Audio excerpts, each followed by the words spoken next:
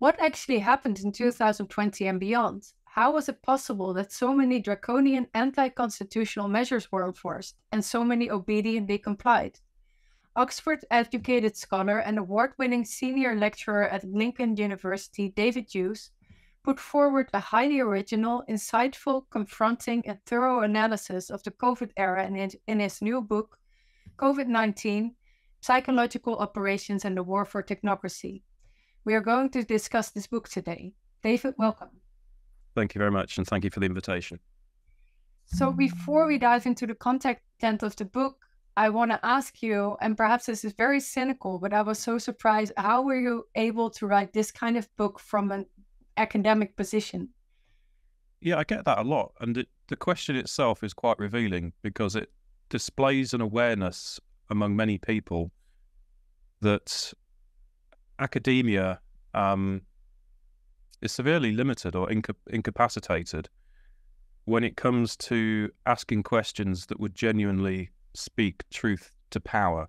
The classic example, to my mind, is Building 7 on 9/11, a very clear and obvious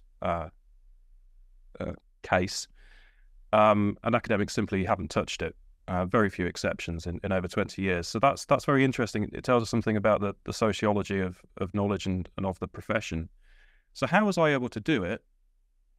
Well, it seems to me, unlike almost the rest of the entirety of the academic community, I tried. I just simply went through the correct processes and procedures. I did what I'm supposed to do as an academic. I put forward the book proposal for peer review. It was double peer reviewed and accepted. And I followed up on what I'd proposed to do. It then went through a clearance read, got a glowing third review at that stage. It passed all of the quality control checks at Volg, which is a respected publisher. And in a sense, there's nothing that should be abnormal or unusual about that. That's how it's supposed to go. But the question is interesting because a lot of people understand that this is something very rare, in fact, to have this kind of work as an academic work. So that probably says more about the profession than it does about me. So because I also thought when reading this, of course, there is the analysis, the context itself, but in terms of content, you go through this whole COVID era and are reminded following this news on a day-to-day basis, but then you're just in the stream of the news and you put it in context, text, but also in a historical line with all the references. So that makes it so, I thought this is how academics should be. Yeah. Because if you have just an article, because I'm a reporter, so I only have usually one page to say something. So you have all these different stories, and it's difficult for people to build a map or to have the whole view. And yeah, you really did a good job. For me, it was also helpful to see this again. Yeah. Thanks. And that should be the responsibility of intellectuals, to use Noam Chomsky's phrase. The kind of work we do is different from journalistic work. It moves slower. It's more careful. It's more patient. Academics pride themselves on their rigor in investigating things. So, yeah, this book has come along later than other critical challenges that we've seen in the journalistic sphere, but that's to be expected. Now, I would like to see more academics doing this kind of work because, in my opinion, the content that we're dealing with could not be of any greater political significance. Mm-hmm. And it really does require intellectuals to apply their skills to actually try and make sense of what it is that we've just lived through. And I think what we've been largely missing is the kind of bigger picture. Yes. You know, what this fundamentally was. The world didn't just suddenly lose its mind. No. Things just didn't suddenly just go crazy for no reason. Mm-hmm. It's all very systematic. It's all very planned. Because that brings me to the content of your book. So your central thesis is you analyze what happened in the COVID era in terms of a class relations, a class war, of the very few against the the rest of us, the people. And in that sense, you build upon the work of Kees van der Pijl in the states of emergencies. And this war is waged to keep the people in check by imposing technocracy. And what you add to this analysis is that because this war is being fought by covert means, because it's being fought by very few against many, it's a covert war, and it uses psychological operations, social engineering.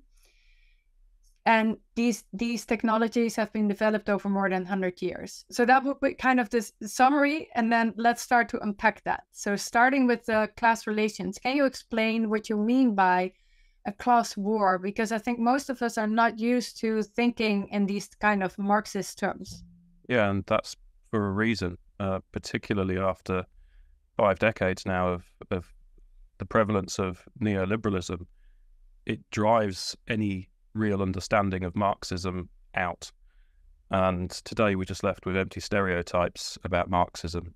I can't stand these kind of cliches that I hear about, the World Economic Forum, it's just a Marxist organization.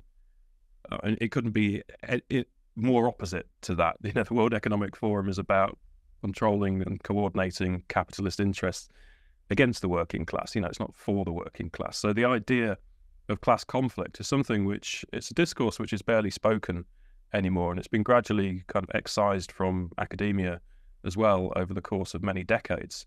But nevertheless, I think that the fundamental truths of Marxism, as properly understood, and again, without falling into stereotypes about, Marxism automatically leads to Stalinism, Marxism is totalitarian dictatorship. These are all grotesque caricatures of Marx and Engels' original work. So, if you take the Marxist premise that all history is fundamentally the history of class conflict, well, there's your starting point right there. So I think what we're seeing now is a globalized version of this. And yeah, I build on Kees's work, as you say. We're dealing with a global population that has grown from approximately 1.5 billion in 1950 to approximately 8 billion today. So that's more than a 5-fold increase. We're also at the tail end now of a decade, 2 decades of austerity in the West and beyond, which has left many people poor. We're dealing with record levels of inequality when you look at the top 1%, the top 0.1%, the top 0.001%, and so on. There's almost an exponential curve upwards as you approach the very richest in the world. And they've managed to cream off most of the world's wealth and income for themselves, particularly in the last 30 years or so. So what this has led to is a state now where it's a terribly lopsided oligarchic capitalism, to use something like Kees's phrase. It's a system which is no longer sustainable. And one of the good things about Kees's book, States of Emergency, is it highlights the large levels of global protests in 2019.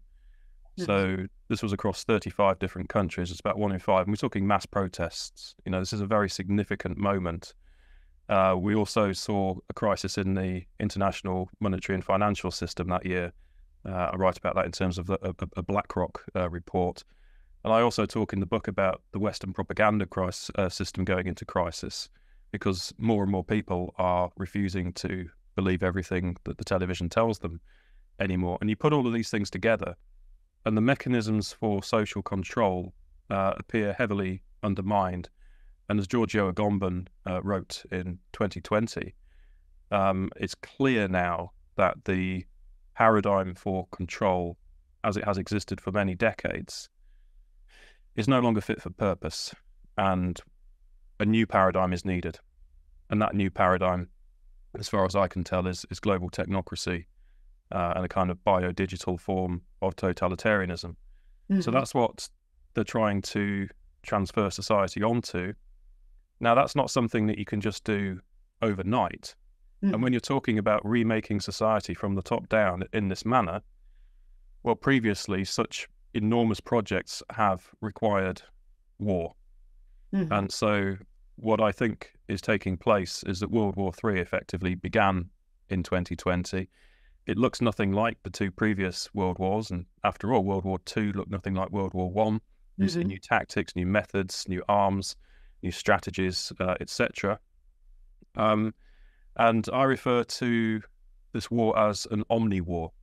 In other words, what I mean by that is it's a war which is being waged by the transnational ruling class, a very small percentage of humanity, against the rest of humanity through the means of production that it owns.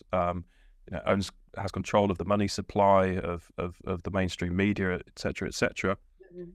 And what has happened over many decades, since at least the late 1940s, is that what I call the transnational deep state has formed behind the scenes, and this is really the instrument for waging this war. So the war is taking place across every conceivable aspect of human life now.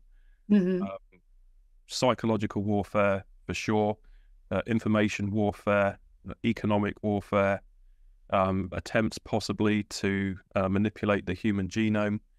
And what most people don't understand and really need to understand is that they are undeclared, unwitting combatants in this war. This is a war for their bodies and their minds, their existence, that they are now caught up in, like it or not. So I think that's, in a nutshell, the kind of the big picture of what's going on here. So you mentioned since the 40s latest that this transnational deep state developed. Can you explain more what you mean by that? Yeah, so this is something that I get into in my next book, which will be out on the 4th of June, called Wall Street, the Nazis and the Crimes of the Deep State. For anyone wanting to see an earlier article-length version of that book, you can access my paper in Propaganda in Focus of the same name from July 2022, so Wall Street, the Nazis and the Crimes of the Deep State. And the argument made in that paper is that what the ruling class transnationally is attempting to do now is to collapse liberal democracy and replace it with global technocracy, which is a form of totalitarianism. Now, when you go back to the 1930s, you can see that Wall Street was really rather keen on totalitarianism. It was funding the Soviet Union, it was funding Nazi Germany. There was the business plot in the United States in 1933, which, had it been successful, would have made the United States fascist. And of course, from a ruling class perspective, totalitarianism... Explain that. I don't think that most of our listeners are familiar with the business plots. Right, okay. So this was in 1933, also into 1934, I think. And it was financed by some of the United States' wealthiest businessmen and industrialists. And again, the idea was to overthrow democracy in the United States and to turn the United States fascist. These men approached a general called Smedley Butler, a very renowned military figure in the United States, who had done a lot of Wall Street's dirty work previously in his career, when enforcing dollar diplomacy, for example, in Latin American countries. However, Butler had got wise to the error of his ways and what was going on. He famously said war is a racket, and he refused to lead this coup attempt in 1933, the so-called business plot. And because of that, it failed. But if you think about it, it's quite scary, because if the United States had joined Nazi Germany and the Soviet Union on the path to totalitarianism, it's hard to see really how the world would have resisted going in that totalitarian direction. Because you call all three corporate socialism, and also Roosevelt's New Deal. Can you explain that a little bit? Yeah, well, that's not my phrase. That's the phrase of Anthony Sutton, in his book on the relationship, Wall Street and the Rise of Hitler. It's called, first written in the 1970s, buried for many decades, and recently resurrected and reprinted, I think, around 2012 or so. So the idea is that these very powerful financiers, what is in their interests is not actually laissez-faire capitalism at all. It's a form of collectivism, which Sutton calls corporate socialism. So in other words, if you can have vast industries, say the electric industry in the Soviet Union, and you can create massive oligopolies within those industries. And as the financiers, you finance that. Mm-hmm. You essentially take control over the entire economy. It's almost impossible to challenge that. Mm-hmm. So that really was very much the model which was being applied. And of course, it didn't ultimately succeed because of World War II and so on. But we should be very clear about this, that some of the most powerful people in the world, and we go back to the so-called robber barons, the Rockefellers, the Carnegies, the DuPonts, later Ford, and so on. These very powerful American families continued to exert their influence all the way through to the present day, really. I mean, when you look at the continued influence of the Rockefeller Foundation, it's absolutely extraordinary. So when you understand the character of those foundations and you look back at their earlier history and what it is that they are seeking to do, total social control is what they crave. And they have been seeking this and planning this for a very long time.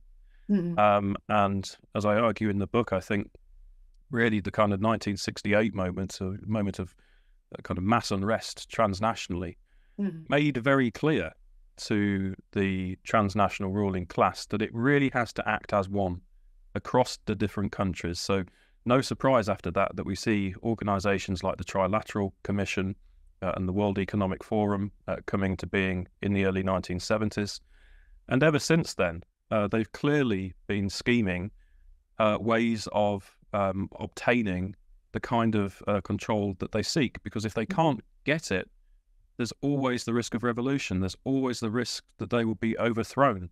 And as I said earlier, with an increasingly growing and restive global population, that risk mounts with every passing day.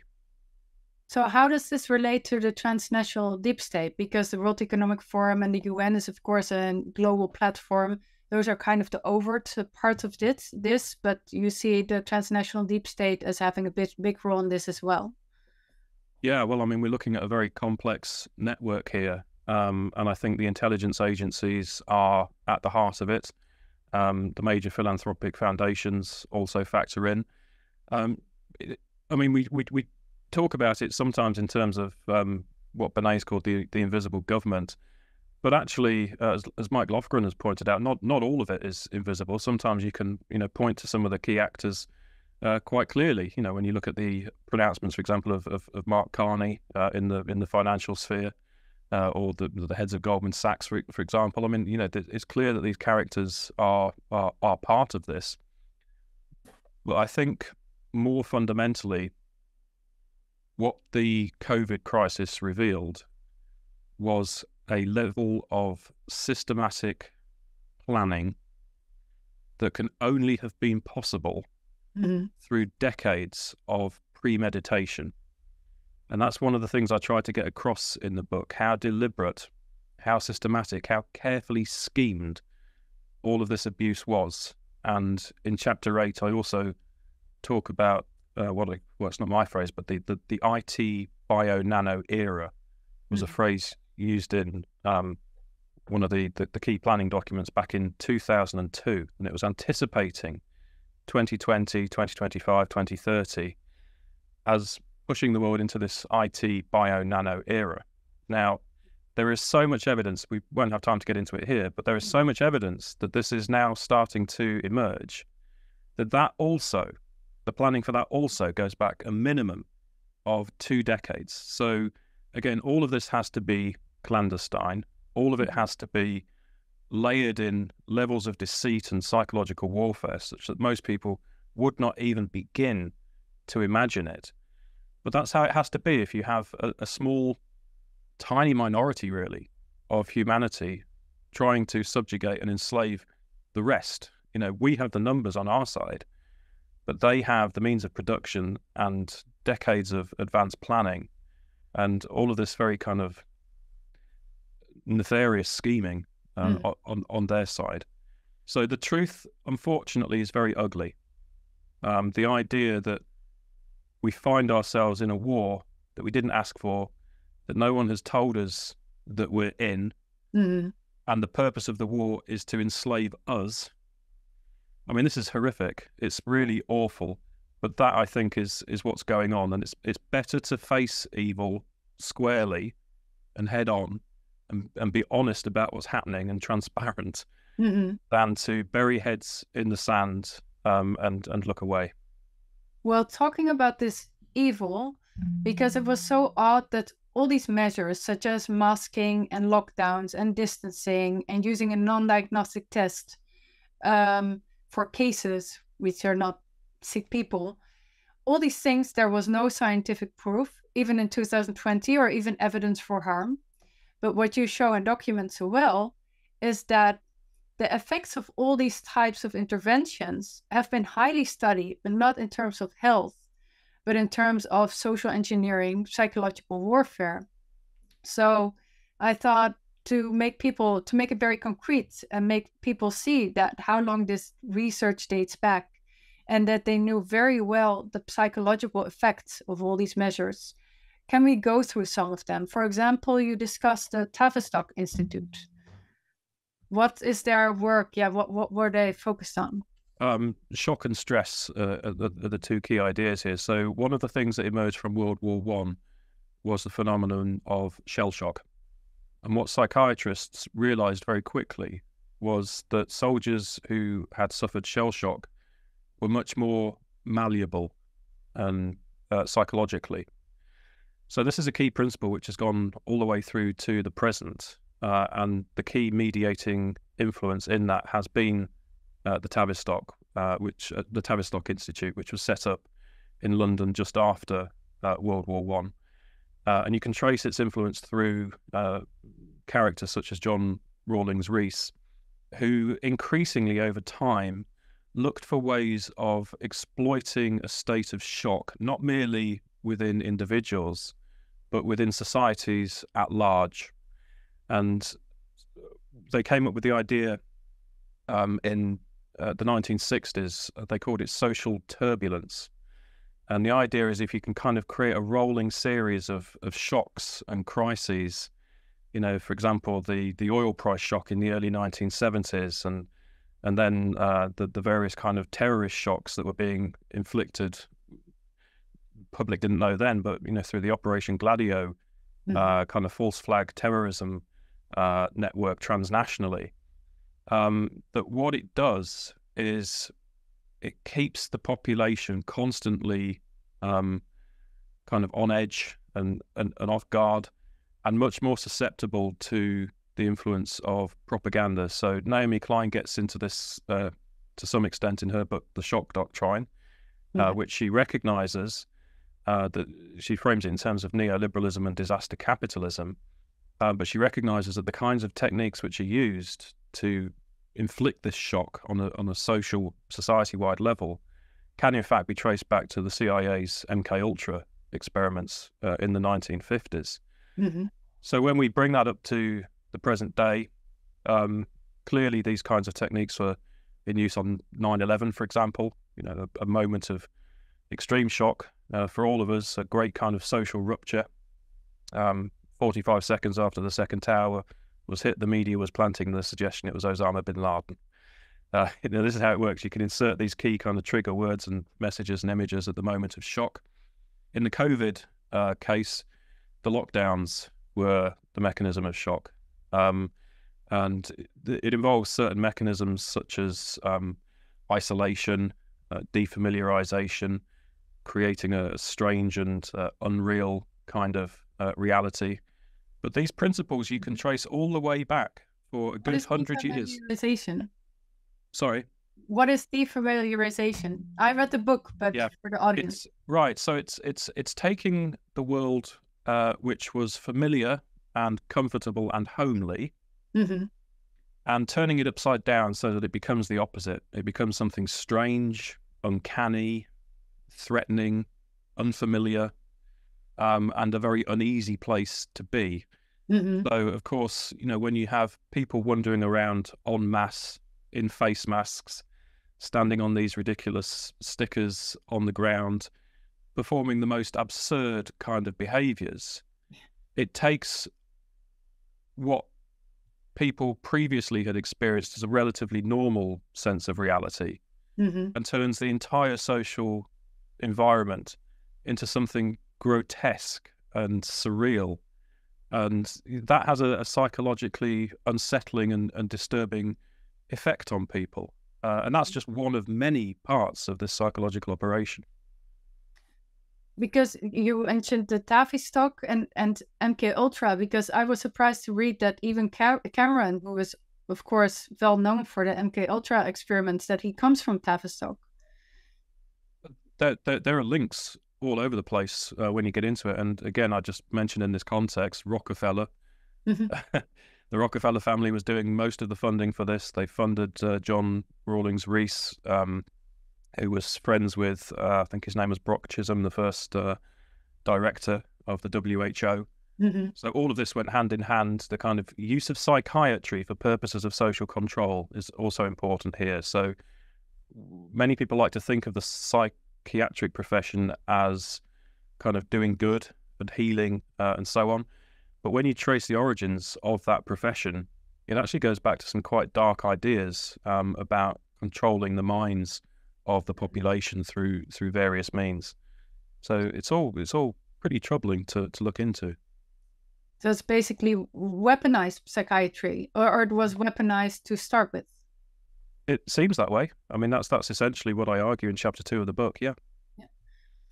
So you also talk about the trauma-based mind control and how what was learned from that type of, like, the most horrendous type of mind control, how that was applied in this COVID era.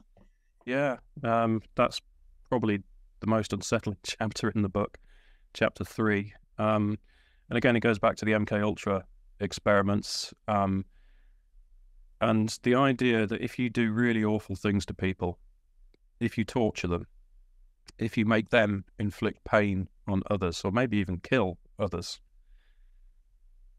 that they become tremendously susceptible to programming. So, yeah, I mean, the idea of torture, most people think of torture as, I don't know, the rack in medieval times, physical forms of torture, Mm-hmm. stretching people out and so on. Well, it's been known for centuries that form of torture is completely unreliable and ineffective if you're trying to get information reliably out of someone. What became clear through the MK Ultra experiments is that the most effective forms of torture are in fact psychological, and they can involve certain means such as self-inflicted pain coupled with sensory deprivation. Those were two of the key elements that came out of the MK Ultra program. And when you look at what happened during COVID, if you look back at the Amnesty International reports from the 1970s on torture, they talk about the idea of chronic stress and how the torturer seeks to place the subject, the victim, into a state of chronic stress. Again, to be able to just control the victim entirely. And when you look at what happened during the COVID era and the amounts of stress that were created, and I cite Dennis Rancourt's work in this regard because he deals precisely with stress as a key factor. He's looking at data from the United States. Mm-hmm. For him, the all-cause mortality is best explained in terms of various factors which impact upon stress and cause chronic stress. So I don't believe that this is by accident. I think that the infliction of chronic stress across society was done on purpose. And then, other very troubling questions to ask. When have entire groups of people ever been required to wear blue surgical face masks before? So, I mean, there was the original SARS outbreak in 2003, where many people in East Asia opted to wear the mask. I don't believe it was actually mandated to do so. It just shows how quickly these kinds of norms can catch on, no matter how unscientific. Yes, surgeons, for example, required to wear masks, but not to stop viral transmission or anything like this. The really troubling one for me is the only other time I can find of this people being forced to wear these things is Guantanamo Bay in 2002, in the early stages of the War on Terror, where the inmates there are forced to wear these masks. And you might think, oh, well, it's just a coincidence, maybe it's for the health of the guards or something, these inmates have just been flown in. I mean, no, because actually when you look at the photos, there are other photos of the inmates wearing, for example, industrial kind of ear protectors, thick, heavy gloves on their hands, all known means of sensory deprivation, which again go back to MKUltra and CIA torture techniques. And we know that Guantanamo Bay is a torture facility. So what on earth are face masks doing at this torture facility? And in one of the photos, the inmates are not wearing, the gloves and the headgear and all of the rest of it. They're simply wearing the masks, the face masks. So that tells me that there is something about these masks which is bound up in decades of research into psychological torture. And, I talk about the kind of self-inflicted guilt. And one of the things you find in the torture manuals is that one of the most effective ways of torturing a person is to make them do things to themselves. So if you just say, right, go and stand over there on that stool, and then you leave them there, that's all you've done. You haven't touched them, you haven't said anything else, but they're too frightened to get off the stool. And they stand there and they stand there and they stand there, and effectively they're doing it to themselves. They could easily just step down, no one's stopping them. And it's kind of true with the masks as well. And that's just a kind of expectation that you should wear these things. But they were clearly experienced as oppressive and uncomfortable. Many people would kind of wear them under the nose or under the chin. Obviously, the kind of the bacteria that gathers between the mouth and the mask and is then re-inhaled. These things, I call them a filthy habit because they really are. And that's just the physical function. Then there's also the psychological function of the mask, because it stops people from seeing each other's faces. So it's really profoundly dehumanizing in that respect. They serve a kind of a cult function as well. When everybody's wearing them, it's a kind of a form of cult behavior and indoctrination. Historically, masks have been associated with slavery and sadomasochism. In films, the kinds of characters that wear masks are, villains like Bane. These things are really grotesque. They're really sick, physically and psychologically. And yet they were presented as a public health means. Now, when you start to understand the extreme levels of deception which took place as part of the psychological operation, and you reinterpret everything not as a public health crisis, but as military measures taken against the population to intimidate and cow and train and indoctrinate the population as the opening kind of campaign in what I call the war for technocracy, instituting this new kind of totalitarian system. When you see it that way, these things are very, very dark, and I think they are indeed bound up with methods of trauma-based mind control. One other thing, sorry, just on this is the idea of killing Granny. Yes. Again, when you look back to the MKUltra experiments, and indeed allegations of, for example, satanic ritual abuse, which I also discuss, although they're hard to prove, the idea of making people feel responsible or killing a loved one apparently is one of the most effective means of traumatizing them. So there were some people in the population who honestly thought that they might die or they might kill someone else if they came within 6 feet of another person. I had one student who believed that she had, in fact, killed her grandmother because she went home for Christmas in 2020, 2021, and the grandmother just happened to die at that time. I mean, this is dreadful. These are awful means of making people feel responsible for killing others. So this kind of killing granny propaganda, which was very prevalent here in the UK. Here too. It's not something which can properly be justified in terms of behavioral psychology and getting the public to behave, in inverted commas, responsibly. No, this is something much, much darker, and it's really designed to interfere with the minds of the public in a very dark way. Because also we had a slogan that was that if you hug your mother or your grandmother, you might kill her. Yeah. And then I thought, if you're in a state of stress, and especially as a child, the thing that calms your nervous system down is physical proximity. It's a hug. That's what. So suddenly that becomes low. Your need to calm down turns into your fear of killing the one you love most. So that was so deeply evil, I thought, even back then. Yeah, without. It was, yeah. The whole thing was just deeply evil, and everything, of course, was inverted.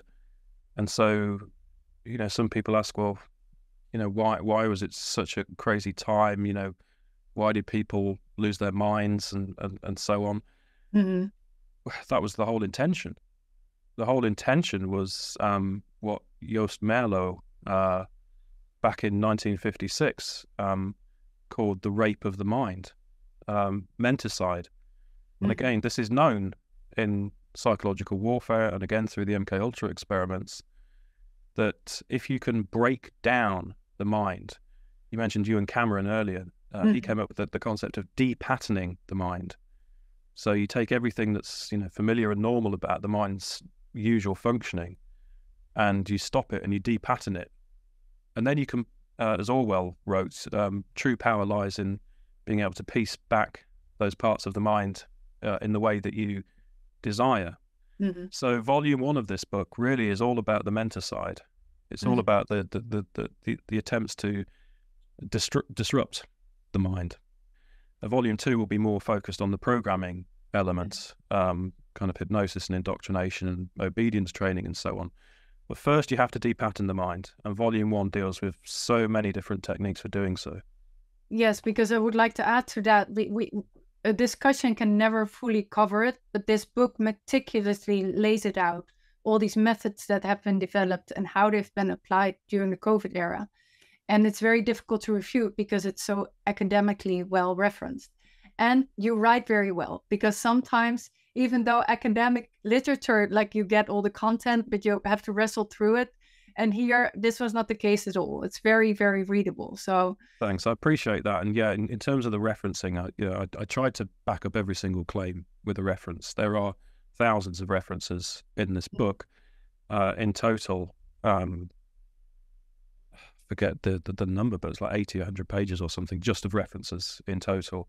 And those references include something like 130 or 140 DOI.org references, which are proper peer-reviewed academic literature. And they also include a lot of books as well, proper academic books. So, yeah, so I've done my best to kind of lend the weight of some kind of academic imprimatur to this. As I say, it passed at least 3 peer reviews in total with the publisher. And it also attracted £14,000 of open access funding, which is how I was able to make it freely available to everyone. So again, that's a sign that people, you know, the funders saw this as something of value. So there are kind of lots of kind of external stamps of approval, as it were, before it went out there. You know, it did pass various kind of key tests, I think. So hopefully your audience will understand the value of that, because in a sense I see my role as doing something fairly unique, because academics are too afraid or too brainwashed to touch what they call conspiracy theories, just blindly using the propaganda term, heavily propagandize themselves. This work tends not to get done. And then where people are looking into these issues, they tend not to have the kind of academic training to be able to write it up in this way. Yes. So I'm kind of trying to bring the two things together and really make the case that, you know, some of these ideas which are dismissed as wild and crazy and conspiracy theory and so on, actually they're not. There's a ton of evidence to support them. Well, yeah, and you document it very well. So I want to go to one of the theories that has been put forward to explain what happened in 2020 that a lot of people latched onto is the so-called mass formation theory of Matthias Desmet. Yep. You've been very vocal about that you don't agree with this. And yeah, can you add a little bit about that? No, it's absolute garbage. It's plagiarized. The concept of mass formation is plagiarized from Freud, as far as I can tell. For anyone who wants to see the full detail of that, please read my co-authored paper called Global Class War and the Politics of a Hatchet Job, and look at section 3. The idea of mass formation itself, it's completely outdated intellectually. I mean, it goes back, 100 years. It's not at all up to date with modern developments in psychology.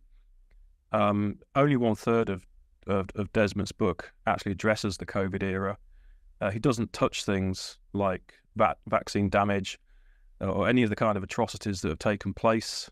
The name Joost Meerlo is absent from his book, so there's nothing in there about totalitarian menticide.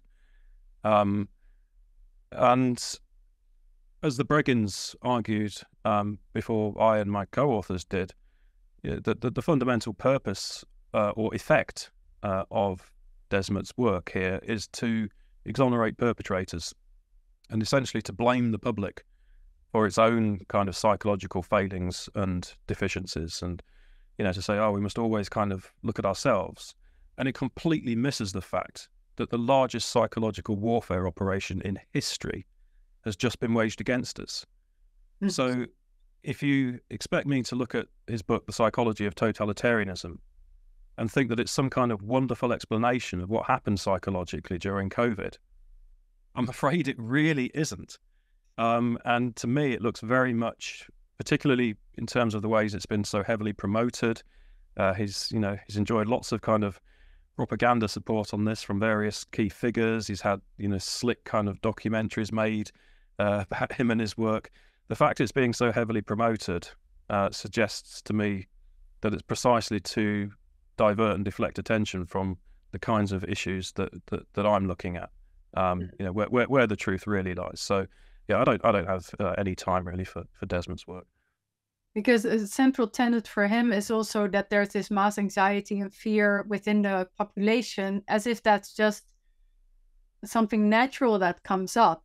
And what I always thought is their big fear machine has been turned on. We've been terrorized. So you can't say that, and not just with COVID, also but war on terror and in so many ways. So you cannot say that there is kind of free-floating anxiety as a natural phenomenon. That's right. There's no real agency or perpetrators in Desmet's work. Things just happen. It's just part of modern life that we have free-floating anxiety. I think he names 4 factors in total, and then they can just somehow spontaneously come together. And then the next thing you know, everyone's losing their minds and walking around wearing masks. And I mean, it's just absolute nonsense, isn't it? It's complete nonsense. And yes, there is tons of anxiety and fear in society. Why? Because the media washes society in that relentlessly, 24/7. And has done since at least 9/11. I mean, even going back into the Cold War and the nuclear threat and so on. This is the whole point. If you can keep societies fearful and anxious, you render them more susceptible to propaganda and social control. It's actually quite a crude and simple formula. Most people don't realize it, but this is precisely how it's done. Exactly. So, and the other part is you like if you look at in terms of class war, and that this very, very few owns the means of production, and the rest of us kind of hang by our fingertips, and because you cannot even support a family for one income, you need people to work. So this lack of security, and I think also by undermining ownership, property rights, also causes anxiety. So that's the other part, kind of like the basis of your existence is always at the risk of these large international forces like the financial system or the global economy. Yeah, and as I say, I don't believe that the inflation which has been taking place is accidental. I don't believe that it's driven by the war in Ukraine. If you look at some of the BlackRock documents from before COVID, they knew very well that if you make the kinds of changes to the international monetary and financial system that they're proposing, it will generate inflation. And inflation has been a tool previously in terms of the shock doctrine. And, you know, in Chile, for example, in 1973, the coup there was rapidly followed up by a period of high inflation. And Chile was used as the first kind of test country, as it were, for rolling out neoliberal economics. So again, all of these things go hand in hand. When you understand that, you see that we are dealing with a transnational deep state here, which is extremely powerful and is now using every means at its disposal, and I mean every means, to attack the population in an attempt to ultimately enslave it. Exactly, because so a while ago, I interviewed Naomi Wolf about her book Facing the Beast, and she is a very good, eloquent writer. It's an excellent book. But while reading it, I felt frustrated.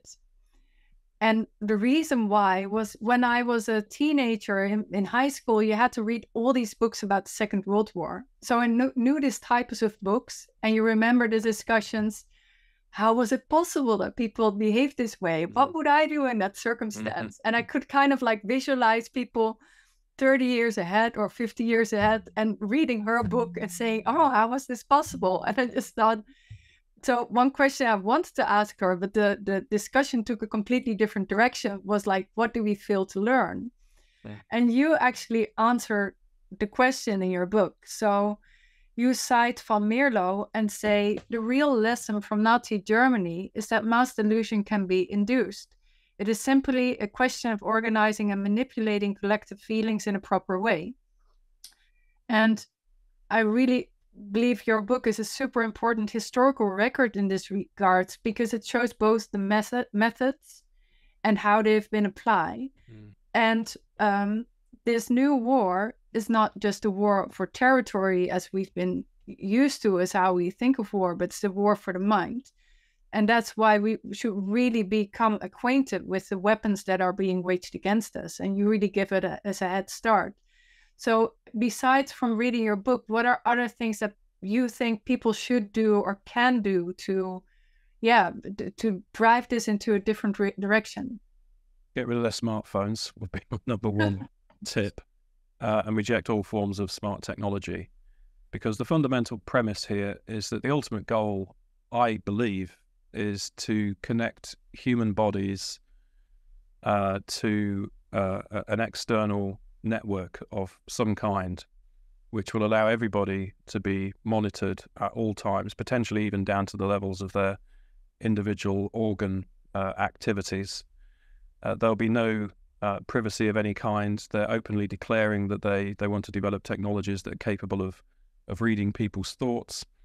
They want absolute control directly over our bodies.